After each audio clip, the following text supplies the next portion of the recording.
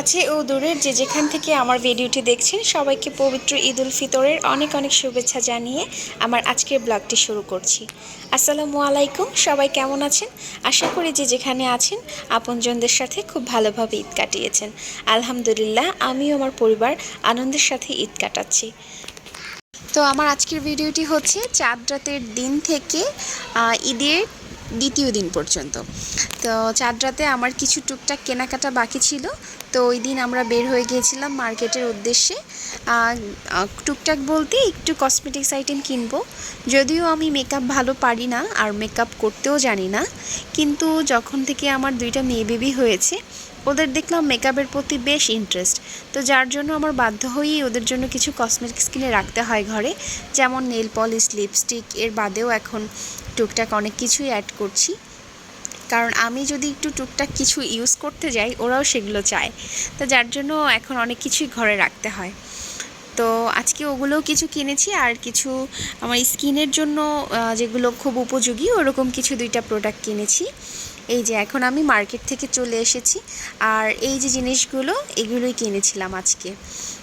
তো আমি অত ভালো ব্র্যান্ড আসলে চিনিও না, যেহেতু মেকআপের প্রতি ইন্টারেস্ট কম ছিল, তো যার জন্য মেকআপ সম্বন্ধে অত আইডিয়াও নেই। তো দোকানে গিয়ে দোকানদার যেগুলো ভালো বলে সাজেস্ট করলো ওগুলোই কিনলাম।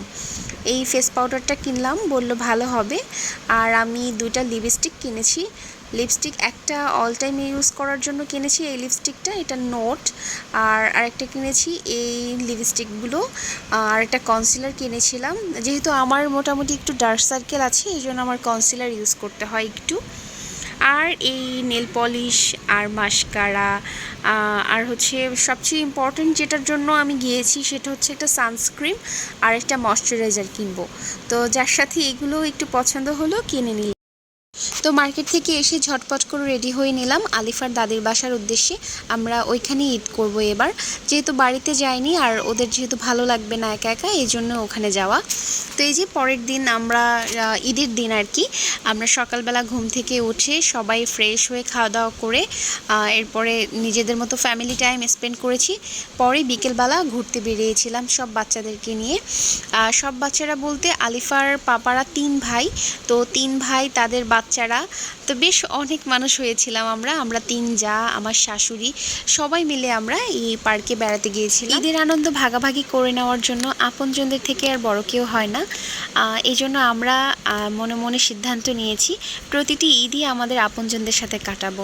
হয়তো আমার বাবার বাড়ি যাব, নয়তো ওদের দাদা বাড়িতে যাব। তো এই ছোট বড় সকলেই ওঠার মতো অনেকগুলো রাইডস ছিল। তো আমিও আলিফার পাপাও উঠেছিলাম এবং আলিফাও উঠেছিল, তবে অনেক বেশি ভিড় হওয়ার কারণে আমরা চাওয়া সত্ত্বেও অনেকগুলোতে উঠতে পারিনি। তো সমস্যা নেই, পরবর্তীতে আবার যাব, প্ল্যান আছে। তো এই যে আলিফার পাপা এটাতে উঠেছিল, আর অপোজিটে আমি আর আমার যা উঠেছিলাম। তো ওখান থেকেই ক্লিপটা নিয়েছিলাম। তো এইভাবে করি আমাদের ঈদের দিনটা কেটেছিল ওইখানে। ঈদের পরের দিনই প্ল্যান ছিল যে আমাদের বাসায় সবাই দাওয়াত, সবাই আমাদের বাসায় আসবে। তো যার জন্য আমরা ওই দিনটা বেশ মজাই কেটেছিল, রান্নাবান্না করতে হয়নি। তার উপরে আমার শাশুড়ি সমস্ত রান্নাবান্না করেছে, আর আমরা যারা মিলে হাতে মেহেদি পড়েছি, বিকেলবেলা বাচ্চাদেরকে নিয়ে ঘুরেছি। এই যে আমরা একটু ফটো সেশন করছিলাম, ফ্যামিলি ফটো সেশন, এবং আমাদের দুজনের জন্য একটু ছবি তুলে দিয়েছিল আমার ভাসুর।